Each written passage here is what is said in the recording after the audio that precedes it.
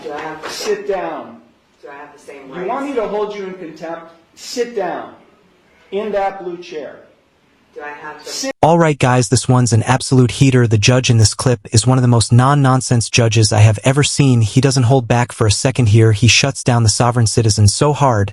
You can almost feel the awkward tension through the screen as she stumbles over her words, trying to keep up. It's seriously entertaining to watch justice like this. Also, huge shout out to old Squishy Gardner for finding this gem of a clip here, and also let me know what you guys think. Our sovereign citizens just funny, or do they make your blood boil? It's kind of a mix for me, but let's go ahead and dive right into this heated clip here.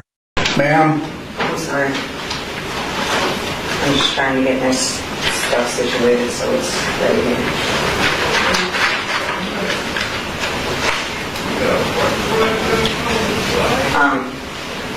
Take a seat I have a in question. this blue chair. Do I have Sit down. Do I have the same rights? You want me to hold you in contempt? Sit down. In that blue chair.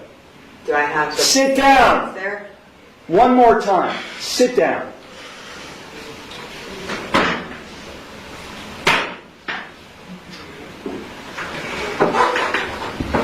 Now you'll answer my questions. Got it? Did you understand all of the rights and plea options that I explained to you? No, I do not understand. Okay. Then I will enter no plea to the charges filed against you. Well, let me just explain to you.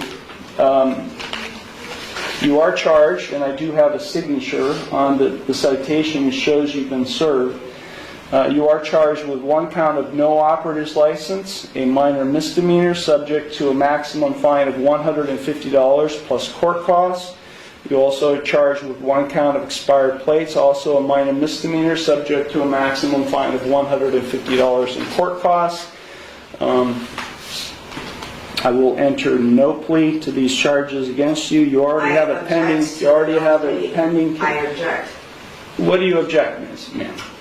Because I did not enter that plea. Okay, so you tell me how you would like to plead: guilty, not guilty, or no contest.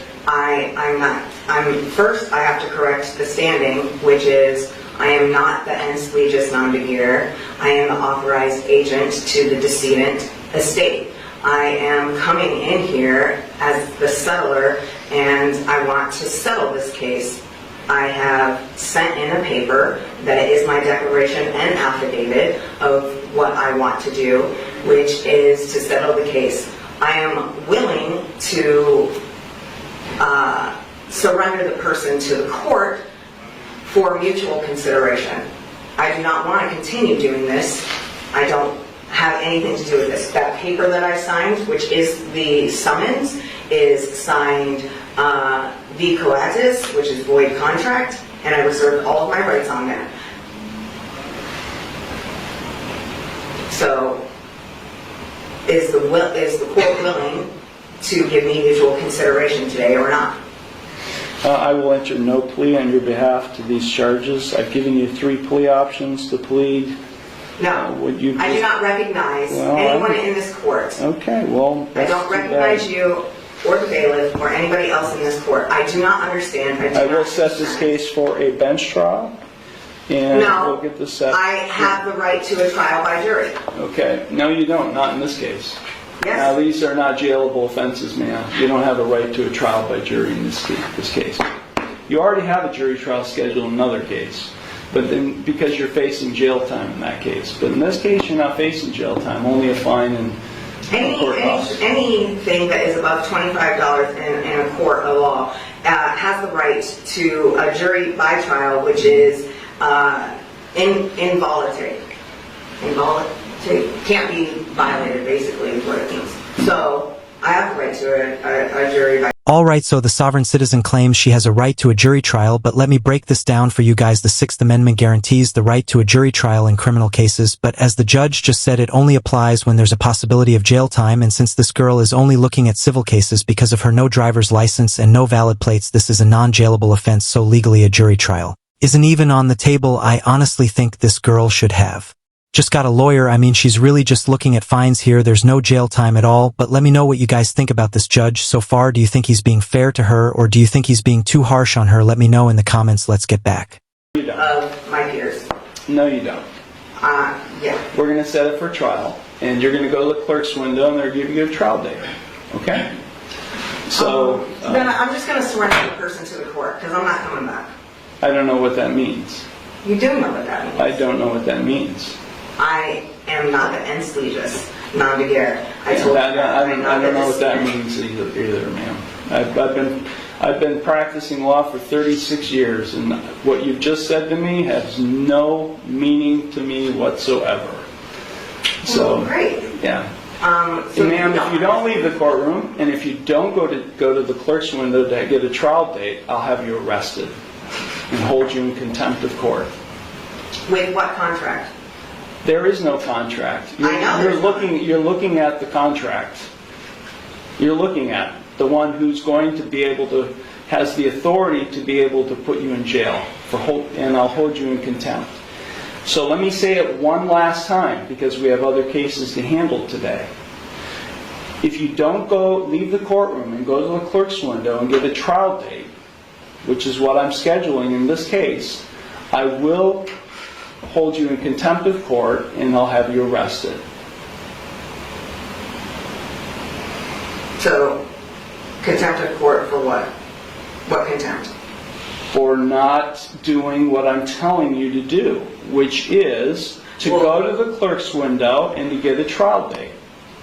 You're the trustee and I'm the beneficiary. No, there is no trust relationship here. No, there isn't. I've drafted many trusts, and there is no trust relationship between the judge and you, the defendant. Yeah, because you are not the beneficiary, and nor am I the trustee. Yes. Yeah, that's just not how it works, man. It Not is. how it works. You either go to the clerk's window now and get a trial date, or I'll be taken into custody now. You got it?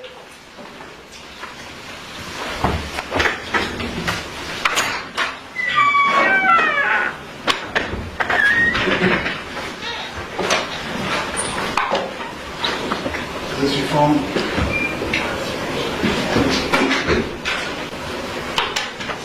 Once again, huge thanks to Old Squishy Garter for finding this clip. This one was very entertaining to watch. I honestly really liked how this judge handled the sovereign citizen seriously. We need more judges with backbones like this one who aren't afraid to put people in their place. I mean, this girl barely even got to speak, and honestly, that's how it should be. Sovereign citizens come in with their wild arguments acting like the law doesn't apply to them, and the judge shut that down very fast. And threatening contempt, best move ever. It sends a very, very clear message that they're not fooling anybody. A judge with jurisdiction can really make these people realize they're just trying to play their script, and it doesn't fly in real court. According to the law, sovereign citizens don't have any special rights that exempt them from the legal process. Their claims of not being subject to law are based on nothing but misunderstandings or outright nonsense. When people come into court and try to use these sovereign citizen arguments, it can be really frustrating because they're just trying to play the system. Obviously, it's almost like they think if they say the right magic words, the court will just let them off the hook. But I honestly have never seen that work ever. Let me know if you guys have ever seen that. Honestly, I don't think there's ever been a case. The law is pretty clear, though. I mean, whether you like it or not, you have to follow the rules here. Or you can just move. Sovereign citizens love to use these little arguments, but in the end, they're just wasting time. But the judge here, he made it very crystal clear that that wasn't going to fly. But what I really appreciate about this judge is how he maintained control of the situation here. These sovereign citizens tend to ramble on and on, just trying to convince the court that they're exempt from everything, but the judge didn't let her derail the whole process. He called her bluff, and that's exactly what needs to happen more often.